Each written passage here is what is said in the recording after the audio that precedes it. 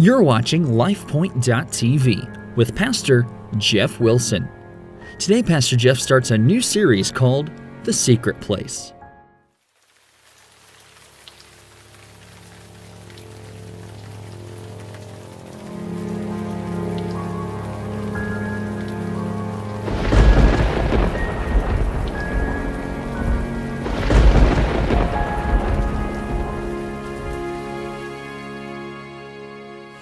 Little video that we have to start out, the secret place. Notice the storm is around there. There is danger out there. But we are in the secret place. We're in the shelter. We're going to talk more as we go along today. It will just be an introduction. But how many remember tornado shelters? The alarm's going off and you got a place you have to go. You have to get there and that's the place. And you used to have shelters. Remember, you'd go down, you'd open it up like this, and there'd be steps that go down. That's where you go. And the hidden place for recovery. Paul said this in 2 Timothy 3:1. He said, "Know this, that in the last days perilous times will come." Perilous simply means dangerous. If Paul felt that he was living in the last days 2,000 years ago, I think we're pretty close to living in the last days.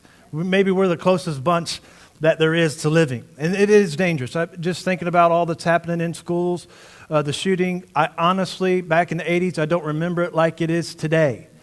So we can even recognize things that are happening and going on. We cannot control this. If God says in the last days there's going to be danger, then there's going to be danger. You can't resist it or rebuke it. There's going to be danger. But we can seek His protection and live under His protection and covering for our lives, for our family, for our church, for our business. How many belong to a family? Some of you here. How many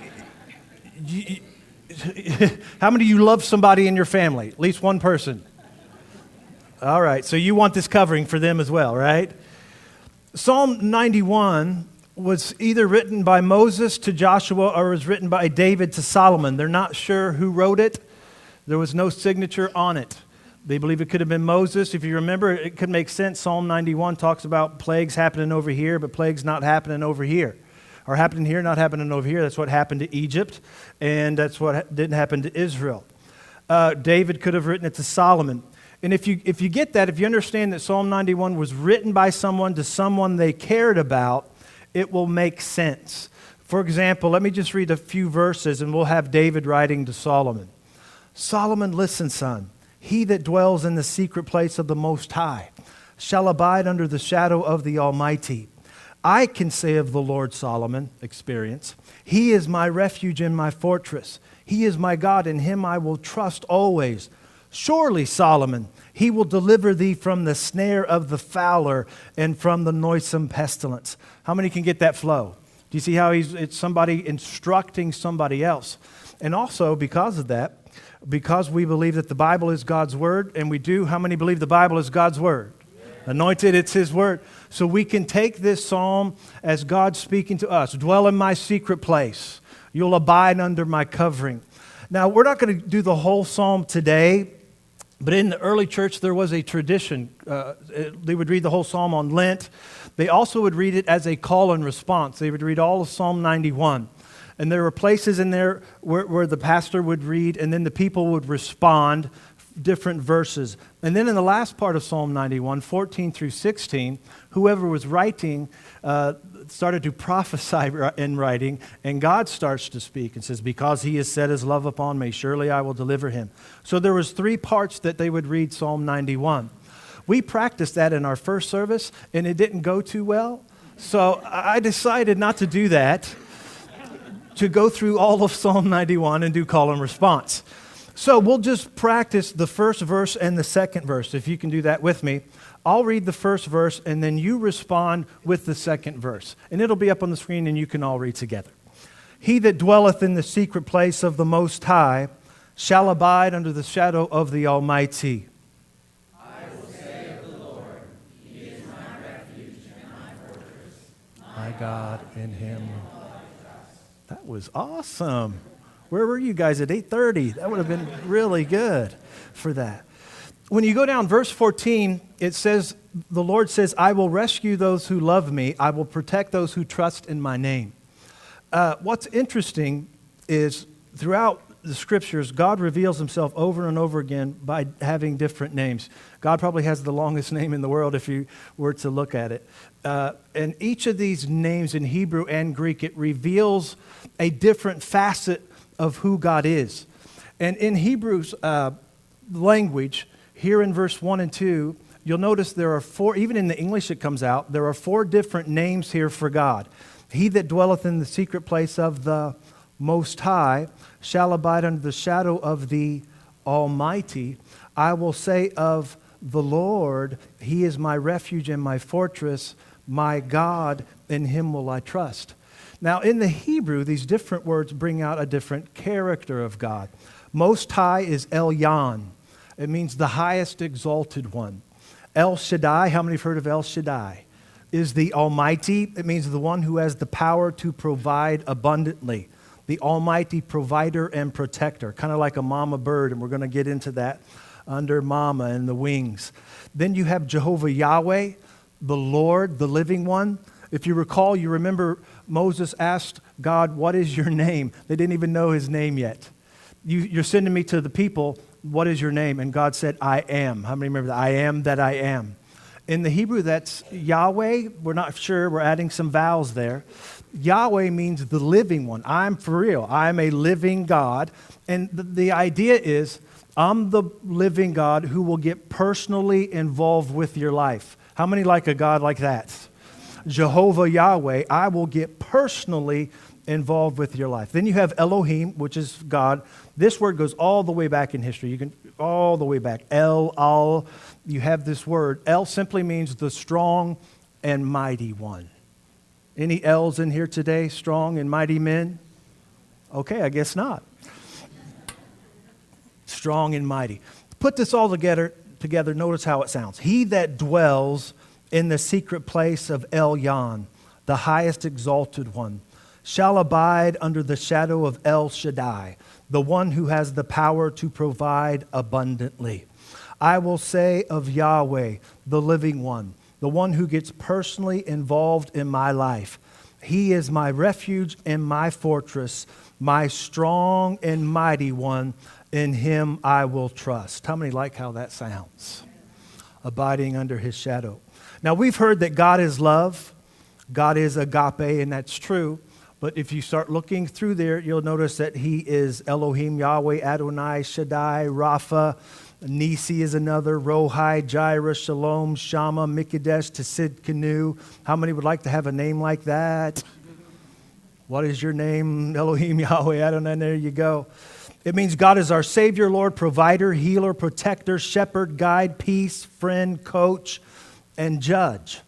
But according to Psalms 91, I want you to get this, there is a part of who God is that he is a protector. It is part of his nature. If you get around God, he wants to protect you. It's part of who he is. And you can see this protector nature in God throughout nature. That's where it comes from, that idea to protect. Mama bird, protect. How many have ever heard this before? Don't mess with mama. You know, you'll get in trouble. Now, if you've stayed up with me on my dogs and the soap opera I've been going through with my dogs, we finally got a new dog, and there's something that I discovered about my old dog, Elvis the pug. And here is a picture of the new dog that is now a part of our family. This is Bubbles, an Italian greyhound. Looks like she has a mask on. She is the Lone Ranger.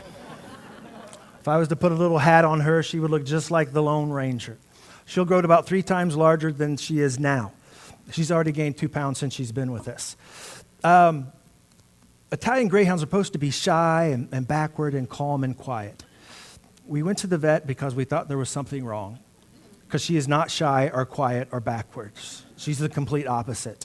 And the vet said, oh, you pick the alpha of the litter. So it's wonderful. She attacked my feet this morning. And she is playing with our pug, and he looks so huge next to this little skinny dog. And she'll just bite and hang on his neck, and he'll walk around with her hanging on his neck.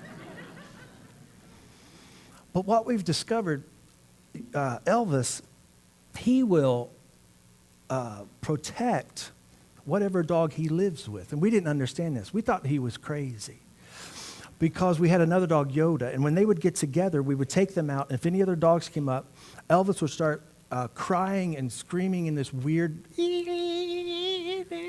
and we thought he was possessed. And other people, and it worked because other people thought so too. And they would back away. But then Yoda went away, and Elvis was okay for a couple of years. He never did that. We'd take him out. But now that this little girl is in, we finally took them out, and he started doing that same thing. Whenever anything else would come, so that possession's back. But then it dawned on me, no, he is protecting, he is protecting this little dog. It's now his not his girlfriend. It's now, boy, girl. It's now a part of the family, and he is protecting her. How many would probably do anything to protect your kids? Even if you had to squeal and yell and scream. And you see that nature. Where does that come from? Could that come from God? Is he that same way? My point is, this is something that we don't have to beg God for. We don't have to beg him to protect. Just be around him, and it's in his very nature to do so. He that dwells, stays, lives, abides by Elyon. I watched a documentary on wolves. They showed them trying to attack buffalo. And these wolves tried to get the baby buffalo. And they tried to get it.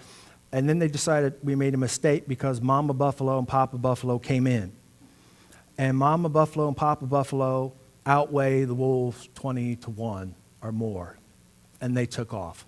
And it wasn't that they were afraid. I noticed it wasn't that they were afraid of the baby buffalo. They were afraid of the covering that was over baby buffalo, Mama and Papa. I was wondering, how much does God outweigh the devil in power? Anybody got an idea?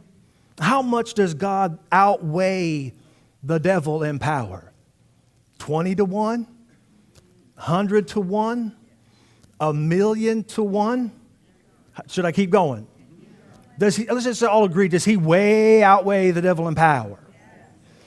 Well, remember, there was a demon by the name of Legion that Jesus confronted. How many remember the story in Mark 5? Legion. Mark 5 and 9. We know it's Legion because Jesus asked, what is your name? And Jesus asked him in verse 9, what is your name? He replied, my name is Legion, for we are many. Legion means commander over a division of soldiers. So there were other demons involved, and this guy was the commander, or this spirit was commander. And we know according to Ephesians 6, we wrestle not against flesh and blood, but against rulers of the darkness of this world. We don't know much about Legion, but we do know two things about Legion. Number one, he had a degree of power to do harm.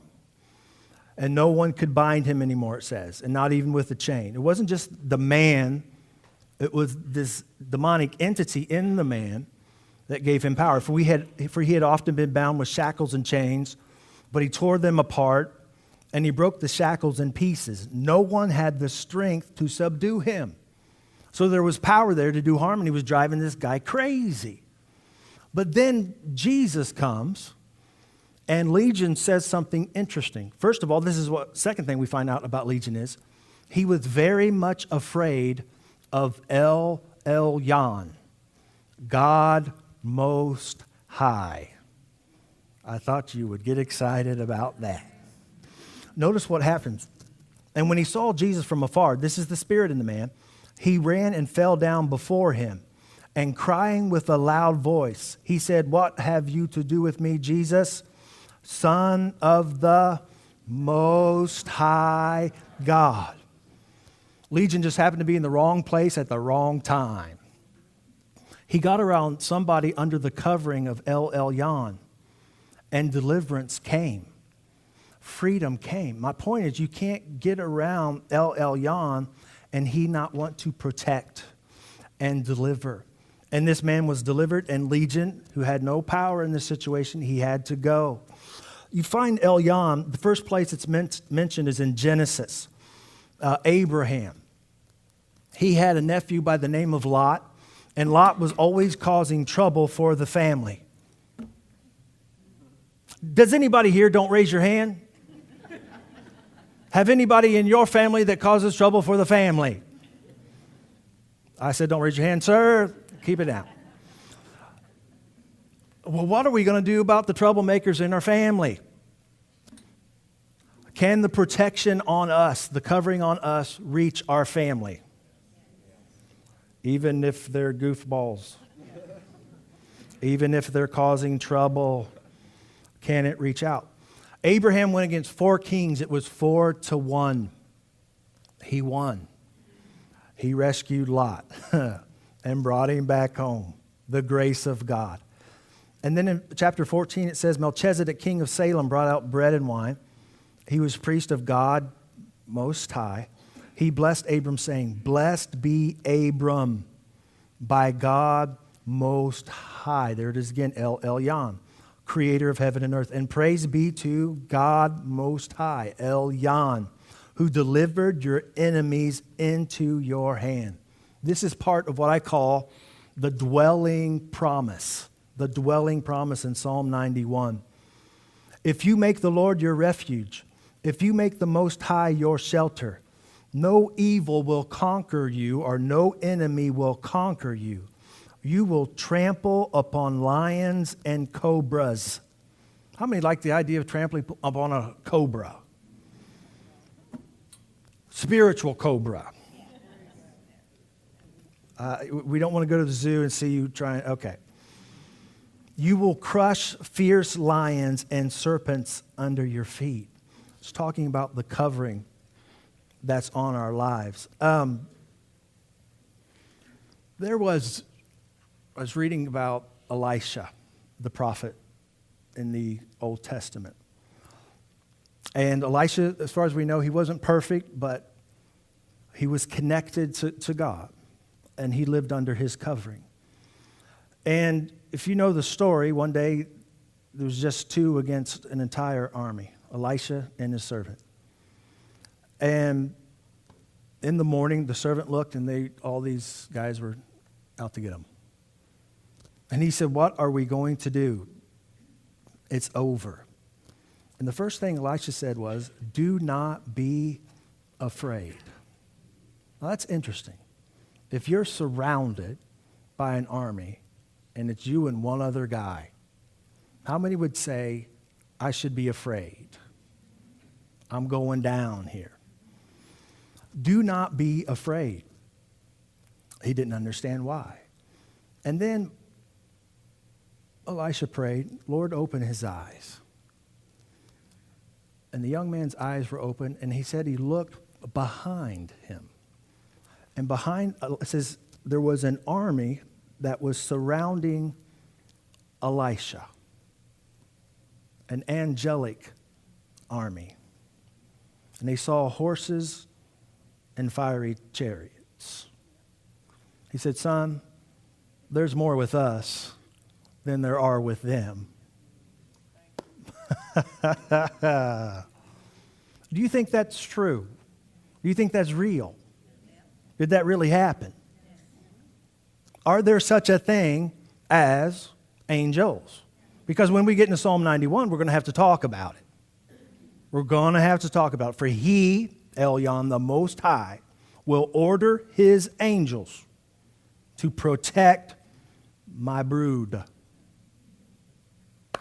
Now, when you say angels, some people think of angels as the little cuddly little babies. What are those things called? Cherubs.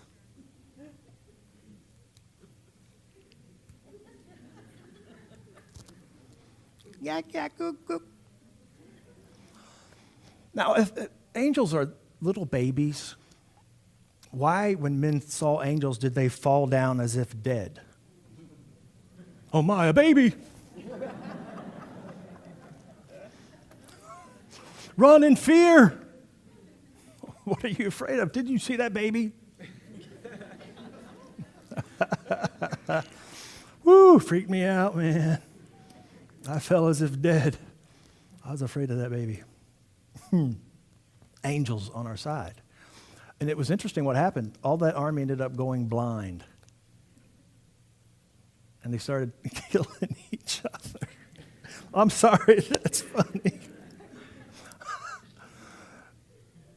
God has interesting ways.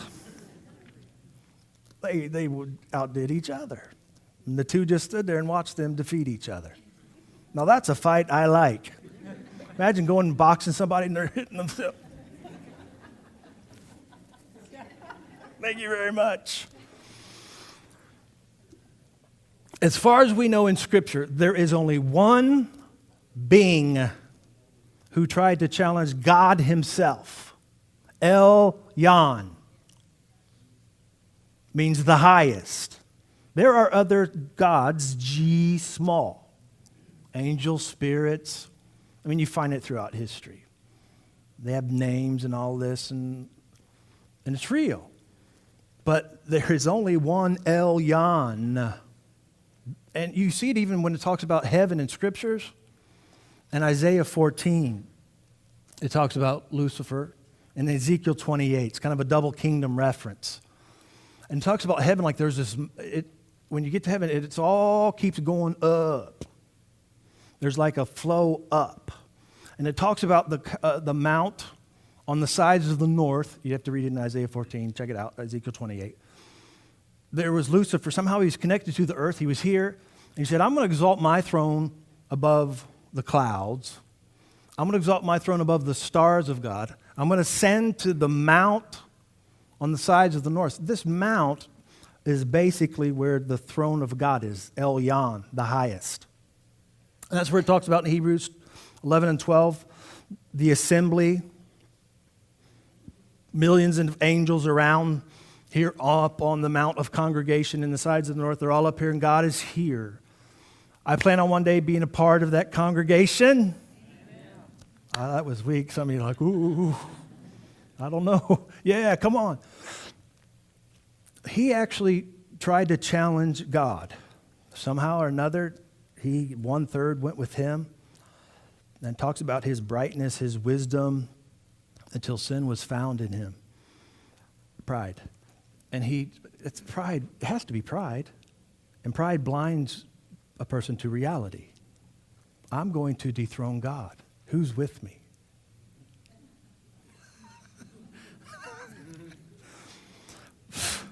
He convinced 1/3.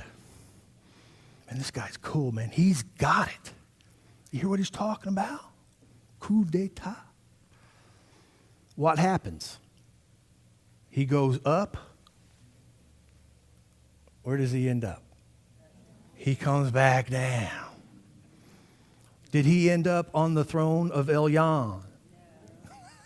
Jesus said, I saw him fall like lightning, back down. Boom. Here's the part with Psalm 91. They have proven, Satan has proven, he cannot challenge God himself. He cannot undermine his authority, his covering. He can't do it.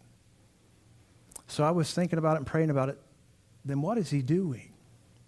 It's like, His second choice then is he works on endeavors to get people to move. Since he can't move God, he tries to move us out from under the shelter, the secret place, to keep us out of it. Am I making sense? You know how he does. Tries to keep us out of that, tries to move us out of that, so then we're out of the covering, the jurisdiction, and it answers a lot of questions as to what's happening in this world. And we've all missed it in this area of protection one way or another. But we're still here. Your family's still here. How many are breathing this morning? Make sure the person next to you is breathing too. I think a couple people I saw, they're not here with us. They're asleep. That would be fun if someone really was asleep this morning. They just got awakened. What's going on? Glory to God. What were we talking about? Oh, yeah. Wow, I just sense the Lord. Love it. Love it. This is real, this stuff. This is life and death. Man, been around long enough watching this stuff. Syria and all this crazy stuff happening right now. Nuclear weaponry? Are you kidding me? I had a squirt gun growing up. Nuclear weaponry? It's crazy where this planet has ended up. And you see the reality of it. Notice he says, my God, in him I will trust. It's just real. Not everybody's God is God. It's just true. And we want to live, we want to keep him out, and then say, okay, when it gets rough, help us. How many know what I'm saying about? Yeah. Keep him out of school, keep him out, but then we're in trouble. Oh, God, God bless America. Blah, blah, blah, blah. He who dwells stays. Don't be moved. We're going to talk about the secret place next week. I'm going to give you 2 stories on protection. Because sometimes protection is angelic, and sometimes it's a warning. In here, warning. This is a big, important part of it. I was listening to Kenneth Hagin, who's talking about his son, Junior. And, when I was growing up, I was a kid, I was crazy. I would climb trees, jump off stuff, run around, and do goofy stuff, and I'm still alive. And kids are going to do crazy stuff and goofy stuff. Now, if you're a parent and you have kids, you have 12-year-olds, teenagers, perhaps you're thinking, my kids don't ever do anything like that. Wake up. Hello. They are doing it. In some way, when you're not looking, they're going crazy. When you leave the house, you don't think they're jumping around on the furniture? And filming themselves wrestling moves, jumping off the roof, down on the trampoline, and into the neighbor's yard. We skied. I've told us before, you can't control everything. You can't. Even God's not, by the way. Free will. Now that I'm older, we ski, but I've learned I'm cautious now. I'm slow. When I was younger, man, my son, he'll go off the jumps and come follow me, Dad. Like, no way. But the kids out there on the ski, they're crazy. They come at you. And the one kid came in his snowboard right in front of me. I was going along slow. Next thing I know, I'm doing a flip with my cautious self. And I landed just right. But I was thinking after that was over, man, I could have flipped and hit my neck and crack. I like to believe there's an angel there assisting me in the flip. Come on, older man.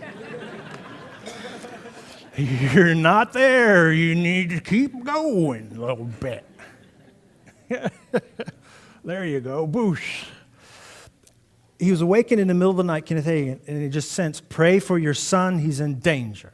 So he just started praying. He started praying, and the Spirit started praying until he had peace, and he started laughing. He'll be okay. His son called him a few days later and said, Dad, you won't believe it. And he said, yes, I will. He and his buddy, they were on furlough. He was in the military. He was over. They had rented a motorcycle, and they were out playing around, being their goofy 18, 19-year-old selves. And Junior had come around the corner and on one of these roads, and it was high up, and it was just all cliff, I forget exactly where they were. He comes around the corner and he shouldn't be funny. He drove off the cliff. He came around and